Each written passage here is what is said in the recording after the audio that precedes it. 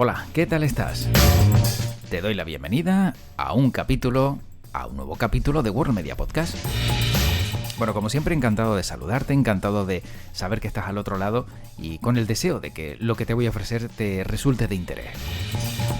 Porque en esta ocasión vamos a tener la oportunidad de hablar con la directora general de Asuntos Económicos con África del Gobierno de Canarias desde el año 2019 hasta el año 2023, Nasara Cabrera Abu. Y con ella vamos a conocer pues cómo es esa relación con el continente vecino, con África, y también cómo se pueden establecer vínculos desde Canarias justo con África y de qué manera entre ambos crecer conjuntamente. Así que te invito a quedarte en este podcast extraído de Conversaciones Francas de la Zona Franca de Gran Canaria, porque va a resultar de lo más interesante esta charla.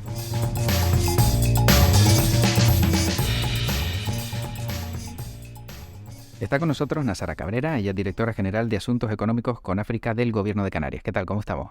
Muy bien, muchísimas gracias. Gracias por participar en Conversaciones Francas, el podcast oficial de la Zona Franca de Gran Canaria, porque ahora también en este podcast vamos a hablar un poco, ¿no?, de economía y de otros continentes como el africano, que es la responsabilidad en este caso que ahora mismo tiene Nasara Cabrera. Pero para empezar, ¿quién es Nasara Cabrera? Soy directora general de Asuntos Económicos con África del Gobierno de Canarias. Esta dirección general pertenece a la Viceconsejería de Economía e Internacionalización, que a su vez depende de la Consejería de Economía, Conocimiento y Empleo. Uh-huh. Y si queremos saber un poco más de Nasara Cabrera.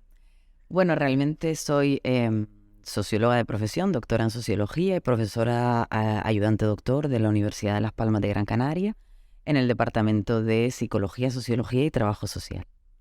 ¿Y qué vinculación puede haber entre esta segunda parte de Nasara Cabrera y la de directora general? Bueno, realmente desde adolescente estuve muy vinculada al interés por las relaciones internacionales. Soy de origen palestino, entonces siempre digamos que mi mirada estuvo mucho más allá de Canarias, mucho más allá de España, y me interesaba muchísimo comprender, ¿no?, otras culturas, otras sociedades, y eso me ha movido a lo largo de toda mi carrera académica, pero también profesional. Después de terminar la carrera también trabajé como cooperante internacional, viví en Marruecos un tiempo, he estado en otros países donde he ido a estudiar idiomas, pero también a trabajar, y al final es algo que me llamaba muchísimo la atención, ¿no? Y bueno, he tenido la suerte y el privilegio de poder conocer digamos que la trastienda de las relaciones internacionales de una región autónoma como Canarias. Y en opinión de Nasara Cabrera, ¿somos desconocedores de todo esto que nos acabas de contar?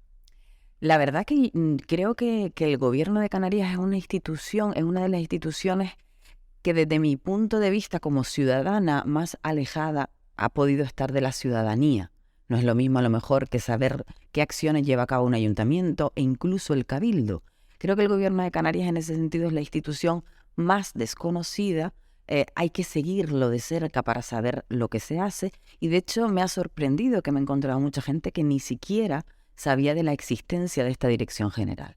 Claro, ahí quería incidir, ¿no? Porque hay veces que existen pero no se las da a conocer, ¿no? O no se conoce la labor que desempeñan, y es fundamental, entiendo, ¿no? Sobre todo en esas relaciones internacionales de un vecino que tenemos muy cerca. Exacto, yo de hecho conocí la existencia de esta dirección general porque en el año 2011, si no me equivoco, 2010, en torno al 2010-2011, llevé a cabo una investigación financiada por la que era entonces la Dirección General de Relaciones con África. No estaba, digamos que estrictamente restringida a los asuntos económicos, y en ese sentido hicimos una investigación desde la Universidad de La Laguna muy interesante.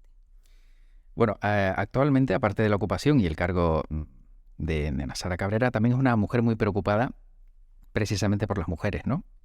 Y tiene un máster en estudio feminista, violencia de género y políticas públicas. ¿Qué podemos encontrarnos detrás de un máster importante como este? Bueno, al final, igual que la carrera de sociología, ¿no?, yo creo que la formación te va dando una mirada determinada, pero también unas herramientas para analizar esa realidad social, ¿no? Para mí ese es como el mayor aprendizaje que yo me llevé de mi carrera, y el máster pues incidió en profundizar tanto a nivel teórico en cómo se estructura el patriarcado, de cuáles son las causas de las que derivan las desigualdades sociales y cómo incluso desde el mundo simbólico y de las ideas puede tener un impacto en lo material, en el acceso a los recursos que pueden tener las mujeres y evidentemente también saber de qué manera desde las políticas públicas se pueden solucionar estos problemas.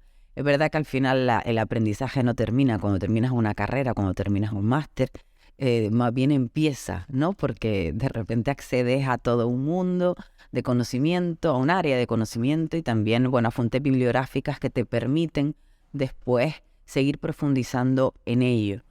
Siempre me preocupó también todo esto, ¿no? Bueno, una cuestión también familiar, vengo de una familia de muchas mujeres separadas y entonces desde que era pequeña tuve muy claro que quería estudiar y que quería valerme por mí misma y que quería no depender de nadie y que eso creo que eso también marcó mucho mis estudios, mi carrera y después también creo que mi interés en general por la desigualdad social, ¿no? Al final la desigualdad de género es una desigualdad más, una categoría social que nos atraviesa y que determina nuestra experiencia vital. Sin duda, bueno, y teniendo en cuenta también que estamos en el puerto, en la zona franca, yo no sé si considera que la administración o las empresas privadas le han cerrado también un poco la puerta, ¿no?, a la mujer de manera histórica, ¿no?, en un lugar tan importante como puede ser el puerto o cualquier puerto. Sí, realmente lo que hemos visto a lo largo de la historia es que las profesiones han estado generizadas hasta el punto de, bueno, de que evidentemente todas las que tienen que ver con el sector portuario, con los servicios portuarios, han estado tradicionalmente masculinizadas. Esto, bueno, yo creo que en ese sentido la Fundación Puerto de Las Palmas creo que ha tenido una labor muy importante porque ha promovido, de hecho promovió desde hace unos 10 años en la creación de la Port Professional Women West and Central Africa Association y entonces digamos que ha contribuido también a la formación de las mujeres portuarias de los países de África Occidental. ¿De qué manera? Pues creando unas jornadas de formación portuaria anuales aquí en el puerto de Las Palmas de Gran Canaria, donde las mujeres vienen en torno a un grupo de 100 mujeres portuarias de estos países a formarse. Y se ha llegado hasta el punto, y esto me lo ha contado la gerente, ¿no?, de la Fundación Puerto de Las Palmas, Ana Pérez, de que algunas de estas mujeres han podido ocupar puestos directivos debido a toda esta formación continua que han ido recibiendo de parte, bueno, organizada, aunque también participa Casa África, también participamos desde la Dirección General de Asuntos Económicos con África, que se le ha dado a estas mujeres a lo largo de estos últimos años. Pero aparte de estas jornadas importantes, se había podido avanzar un poco más, ¿no? Entiendo, en los puertos y se podía haber estado un poco más a la altura, ¿no? Me refiero que quizás no han estado a la par, ¿no?, de todo lo que se ha avanzado en igualdad, ¿no?, o en el avance de los derechos de las mujeres, y a lo mejor el puerto quizá ha ido un poco más, no sé, a la cola. Claro, bueno, al final las profesiones, igual que las carreras académicas, y eso lo vemos en la universidad, tradicionalmente masculinizadas, van por detrás. El cambio es lento, ¿no? Siempre me ha gustado decir que es más rápido cambiar una ley que una mentalidad. Y en ese sentido, pues bueno, al final es un proceso y los procesos llevan su tiempo, ¿no? No sé, por ejemplo, en el mundo, y me imagino que en el puerto habrá tenido que ser igual, ¿no? Pero en el mundo de las choferes de guagua. Y recuerdo una vez haciendo un estudio en el que una de ellas contaba que al principio ni siquiera tenían servicios específicamente para mujeres. Entonces, en ese sentido, y yo creo que podemos establecer un paralelismo con el puerto, el trabajo ha empezado más tarde, ha sido más difícil y, por supuesto, se ha quedado rezagado en torno a otros sectores profesionales. Pero bueno, yo creo que ya hay una mayor conciencia, que los cambios han arrancado y están yendo más rápido y de hecho, bueno, ahora hay otros proyectos como que me imagino que también llevan desde la Fundación Puertos, por ejemplo, Puerto Violeta, en el que se intenta fomentar pues la igualdad de las mujeres dentro del sector portuario, el fomento también de las mujeres como referentes, porque al final también lo que faltan son figuras referentes que puedan fomentar y hacer más atractiva esta profesión a otras mujeres, o simplemente decirle al mundo, las mujeres también pueden trabajar aquí. Efectivamente. Si hubiera más referentes, entiendo entonces, a lo mejor también podría crearse esa ola, ¿no?, necesaria para que siga creciendo, ¿no?, el papel de la mujer en los puertos. Sí, sí, sí. De hecho, asistí, creo que fue hace un año, a una jornada sobre mujeres en el puerto que se organizó en la sede de Naviera Armas, si no me equivoco, y fue muy interesante, ¿no? Porque eran mujeres desde todos los puntos de vista, es decir, mujeres empresarias que han heredado las empresas, heredado, sí, eran muchas, eran por herencia, pero bueno, otras mujeres también que ocupaban puestos directivos en empresas en el sector portuario. Y bueno, y se hablaba también de esa experiencia, de la aportación que han hecho las mujeres, el cambio que han experimentado, que han visto en comparación a unos años atrás, ¿no? Me pareció muy interesante y fueron las primeras jornadas que se hacían, creo que en Canarias, sobre el puerto y las mujeres. Y además también ahí sí que se visibilizó la figura de referentes de mujeres en el mundo asociativo portuario de hace años, ¿no? Que esas mujeres realmente fueron las que abrieron paso porque eran las que estaban bastante solas, ¿no? En ese sentido. Bueno, hablemos también de África y puertos como los Canarios. ¿Cómo son las relaciones económicas entre ambas partes? Bueno, las relaciones económicas sin pasar por el puerto, ahora mismo digamos que se están recuperando después de una pandemia. Hemos llegado a cifras de exportación que son más altas que las registradas anteriormente a la pandemia. Con 2022 con respecto a 2021, las exportaciones aumentaron un 90% en valor y las importaciones un 45%. Entonces digamos que eso se está recuperando, ¿no? Pero es cierto que los puertos juegan un papel estratégico. De hecho, aquí cada vez que viene a visitarnos, y de hecho estuve en la zona franca también y visitando el puerto con el director de comercio del ministro de comercio, del Ministerio, perdón, de Comercio de Ghana, que a su vez también era el jefe negociador del país con el AFTA, el Acuerdo Continental Africano de Libre Comercio. Y siempre hay un interés en visitar el puerto, en ver los puertos de Canarias, en ver cómo funciona, cómo está estructurado. Y me parece que es uno de los grandes atractivos, ¿no? Digamos que los puertos históricamente sitúan a Canarias en un centro, ¿no? Dentro am, de los trayectos, de los itinerarios atlánticos. Y eso es lo que al final le ha conferido a Canarias el estatus que tiene en ese sentido, ¿no? Em, y bueno, además, los puertos de Canarias pues están muy bien situados en el ranking de bunkering a nivel de España, en el de suministro de productos frescos y también aquí, bueno, se ofrecen servicios de reparación naval a armadores africanos, ¿no? Y en ese sentido creo que jugamos un papel muy importante. Se ha creado también una asociación para asistir emergencias en el Atlántico Medio, que es muy interesante, ya que no existe, digamos, que infraestructura en los puertos africanos más cercanos a Canarias para atender emergencias climáticas, bueno, más que climáticas, es decir, accidentes que puedan suponer un riesgo para el medio ambiente en nuestros, ¿no? En los mares, en el Atlántico Medio, por decirlo así.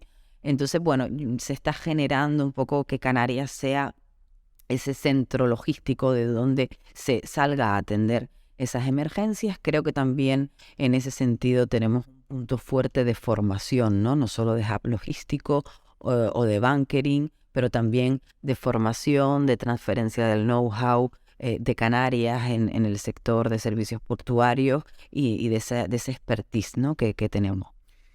Si tuviera que elegir un logro obtenido en los últimos tiempos en las relaciones económicas con África, ¿cuál sería? Ampliar sectores y países, digamos que diversificar esas relaciones. Em, es cierto bueno, que a mí un poco lo que me preocupaba cuando empecé era qué podía aportar, de qué manera podía mejorar lo que estaba, ¿no? Yo creo que al final en la política se trata de sumar continuamente, ¿no? De ver aquello que se ha hecho, que hay que seguir apoyando, que estaba bien hecho y que hay que continuar porque realmente tiene un impacto y se ha cumplido el objetivo para el que se creó, pero también hay que pensar, bueno, ¿qué es lo que se hace y qué falta? ¿Qué se puede aportar ahora mismo aquí, ¿no?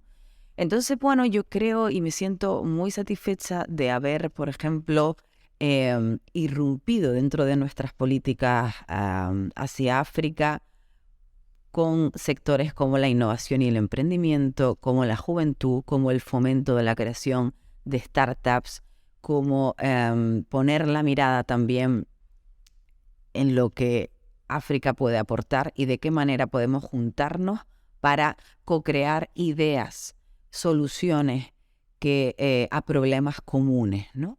Yo creo que abrir esa vía ha sido muy interesante y de hecho ahí hemos conseguido, por ejemplo, conectar con el hub de innovación y emprendimiento más importante de África, Sisi Hub, que además está dividido entre Nigeria, Kenia y Ruanda, y hemos conseguido que en uno de nuestros proyectos concretos, el Africa Canarias Challenge, ellos aporten la formación a las ideas ganadoras e incluso lleguen a invertir en aquellas soluciones más interesantes para ellos, ¿no?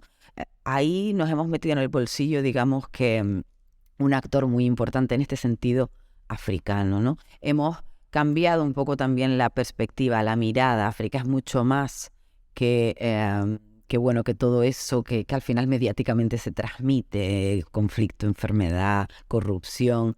Hay mucha gente joven, cada vez habrá más gente joven, con ideas, con muy buena formación, y tenemos que fomentar también que sea la misma juventud la que busque las soluciones para los problemas del presente. Teniendo en cuenta esta última reflexión de Nasara Cabrera, ¿por qué tenemos todavía esa visión en pleno siglo XXI de una África pobre, con guerras, con enfermedades y que todo lo malo parece que tiene como origen África? O por lo menos eso parece que es la imagen que algunos quieren vender. ¿Por qué todavía pensamos eso o se vende esa información? En general tenemos poco conocimiento. Y el poco conocimiento, evidentemente, es decir, la noticia que se transmite a nivel internacional es esa. Pero claro, hay todo un mundo detrás que creo que hay que poner también sobre la mesa. Es decir, sí, hay conflictos, cada vez menos, hay pobreza y yo creo que eso tiene que estar encima de la mesa continuamente. Hay enfermedades y además, bueno, estamos en una situación, es decir, nos relacionamos con países que están, es decir, que son la parte más desfavorecida de las relaciones internacionales. Y en ese sentido, falta desarrollo e investigación para solucionar problemas eminentemente africanos. Y bueno, pues ahí está la Realpolitik, ahí están las desigualdades internacionales en las que evidentemente los países africanos pierden la partida. Pero también es cierto que hay toda una realidad, una efervescencia, un cambio social que tiene que ser apoyado, que tiene que ser fomentado, que tiene que ser visibilizado, ¿no? Y ahí yo creo que la juventud es la clave. Va a ser el continente, ¿no? En 2050 dijimos que va a doblar su población, será unos 2.400 millones de personas, donde la mayor parte va a ser gente joven. Los mercados laborales no van a poder absorber a toda esa mano de obra. Entonces, lo que hay que hacer es transferir capacidades, fomentar el autoempleo, pero que sea un autoempleo que vaya dirigido a resolver problemas, ¿no? En ese sentido, cuando hemos estudiado el ecosistema de innovación y emprendimiento africano, sí que hemos visto que las startups africanas se crean para solucionar problemas africanos. Pero como compartimos algunos de esos problemas, nos hemos metido, digamos, en ese terreno de juego para co-crear esas soluciones y de paso también que la juventud canaria tenga la oportunidad de vivir una experiencia diferente. La primera edición de este programa fue anecdótica porque los jóvenes de Canarias iban un poco pensando en que esto era un proyecto casi de cooperación al desarrollo, ¿no? Vamos a ayudar a los pobrecitos africanos que están ahí esperando que lleguemos nosotros a salvarles la vida. Y bueno, cambiar esa mirada, cambiar ese clic de no, ahí vamos a trabajar mano a mano, en un reto muy grande que es trabajando a través de equipos interculturales, ¿no? A mí todo este tema también del emprendimiento intercultural, y yo creo que eso tiene que ver con con ser un sujeto diaspórico al final, me parece muy interesante, ¿no? Hay un sociólogo norteamericano que él dice que los equipos interculturales, si van mal, pueden ser horribles y peor que un equipo monocultural, pero que si va bien puede ser mucho mejor que un equipo monocultural, Claro. hablar así en contraposición. Pues justo sobre la formación también hemos visto, ¿no?, que gracias a proyectos como el MacBioID2 se ha logrado formar a formadores africanos en tecnología médica, ¿no? Un gran avance también, ¿no? Que ver que también, incluso si no me equivoco, a través de la inteligencia artificial o la realidad virtual, se pueden dar avances y se puede mejorar también todas esas formaciones que en el ámbito sanitario son fundamentales en países que a lo mejor no tienen los mismos recursos. Sí, yo además tengo que agradecer a MacBioidy y a Juan Ruiz Alzola, al catedrático Juan Ruiz Alzola, el hecho de haber colaborado juntos, porque gracias a nuestro trabajo, a nuestra colaboración, surgió un programa que ahora tiene vida propia dentro de la Dirección General de Asuntos Económicos con África, que se llama Formación de Formadores, y que viene de ahí, vino de esa colaboración conjunta en un momento dado en el que nos unimos, pero ahora ya, bueno, pues MacBioidy ya ha seguido, ¿no?, trabajando con financiación de fondos FEDER en el marco del proyecto Interreg Mac, y Formación de Formadores sigue caminando con fondos propios del Gobierno de Canarias. Hay algo que a mí me gustó mucho de esto, y es que es una tecnología médica para el desarrollo, una tecnología médica adaptada también a los contextos reales de las sociedades africanas. ¿De qué manera y cuál es el impacto que tiene? A mí me preocupa mucho siempre de todo lo que hacemos y de todo lo que queremos hacer, o de todo lo que hemos hecho también, cuál ha sido el impacto, de qué medida eso ha sido útil o no, y se han conseguido los objetivos para los que ese proyecto en concreto se creó. Bueno, pues por ejemplo vimos que con los atlas de anatomía digital se podían diagnosticar un mayor número de cáncer de próstata, por ejemplo, en la población. ¿Por qué? Porque hay un mayor tabú o una mayor reticencia, por ejemplo, vamos a hablar de Mauritania o de Senegal, a que vayas a un médico y te palpe de la misma manera que lo hacemos aquí, ¿no? Entonces, bueno, todo eso ha incidido en mejorar la vida de las personas, en dotar de mayor capacidades también a profesionales de la medicina, de la ingeniería, que van a ser quienes utilicen esas herramientas, ¿no? Y al final, bueno, todo eso tiene un impacto. La tecnología médica en ese sentido está muy al servicio de la sociedad, ¿no? Y por eso me parece también un proyecto muy interesante. Y aquellos que se preguntan por qué se invierte en formación en este continente, ¿qué se les puede decir? Pues otra de las cosas de las que me siento orgullosa también, antes hablé de diversificar sectores, metí la innovación y el emprendimiento, hablé también de diversificar países. Ahora trabajamos también con Ghana y Costa de Marfil, dos de las mayores potencias económicas de la región de África Occidental, y hemos ensanchado muchísimo nuestro eje formativo. Al principio, bueno, existían las becas Canarias África, son unas becas para jóvenes que vengan a cursar estudios de máster a las dos universidades públicas canarias. Programa excelente, maravilloso, con un gran impacto y una gran utilidad. Pero también ahora tenemos este programa de formación de formadores, que es una especie de formación continua para profesionales, y también tenemos el programa de Learn África Canarias, en colaboración con la Fundación Mujeres por África, para formar de manera online a mujeres de todo el continente africano, porque, bueno, es lo que tiene la virtualidad. Para mí, la clave está en transferir conocimiento, dotar de capacidades a la población, hace a las sociedades más fuertes. Nos interesan que nuestros países vecinos tengan sociedades más formadas, más capacitadas, y que contribuir de manera modesta, y lo digo desde la humildad, a lo que podamos en este sentido, en el avance en este marco. Una persona más formada va a ser más capaz de buscarse la vida por sí misma, incluso de contribuir al desarrollo de su propio lugar de origen. Creo que no se podía explicar de mejor manera. Está bien claro. De vuelta al puerto, y en concreto en la zona franca de Gran Canaria, donde nos encontramos, ¿qué vínculo puede existir entre esta herramienta y África?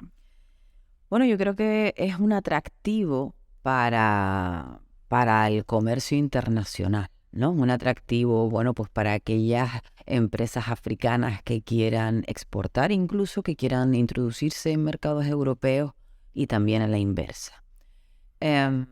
De hecho, creo que a medida que se vaya implementando la zona continental africana de libre comercio, las zonas francas pueden jugar un mayor papel. Nosotras hemos intentado traer, porque sabemos que tiene interés, lo que pasa es que su agenda es tan complicada que no se lo permite, ¿no? Digamos que sus jefes son todos los jefes de gobierno de los países africanos, traer al secretario general del AFTA, cuya sede está en Accra, en Ghana. Sabemos que está muy interesado en conocer las zonas francas canarias, que está interesado en el modelo de la zona SEC. Y en ese sentido creo que se podrían incluso llegar a acuerdos de colaboración entre zonas francas canarias y el AFTA para poder, colaborar en aquellos proyectos que pudieran beneficiar a ambas partes, ¿no? Empresas que quieran salir a Europa, africanas, empresas canarias o españolas que quieran salir a África. O sea, que podría existir esa herramienta o esa posibilidad de que se unan y llegar a acuerdos comunes y Podría mejorar. existir, exacto. Bueno, somos conocedores de lo importante que es el continente africano para Canarias y en África también son conocedores de lo importante que podemos ser nosotros para ellos. Sí, como decía, tradicionalmente, ¿no? Siempre se han mantenido relaciones, históricas, institucionales, políticas, económicas, sobre todo con 4 países de África Occidental, ¿no? Hablo desde Canarias, Marruecos, Mauritania, Senegal y Cabo Verde. Es cierto que con Guinea Ecuatorial también existe una relación, pues determinados grupos, ¿no? Privados que tienen también fundaciones allá, pero en estos países nos conocen bien. En Mauritania es muy raro la persona mauritana que no haya venido a Canarias, ¿no? Albergamos la mayor comunidad mauritana en España. Y en Marruecos, pues también somos vecinos, hemos tenido, sobre todo históricamente, se han tenido muchas relaciones con la región de Souss-Massa. Y también tenemos una comunidad marroquí en Canarias importante.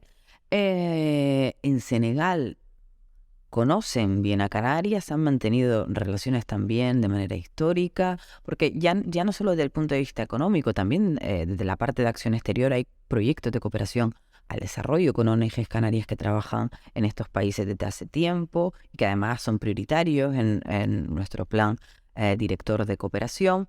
Y después también con Cabo Verde, ¿no? Y Cabo Verde, digamos que tiene como referencia Canarias y en ese sentido hay también bastante relación.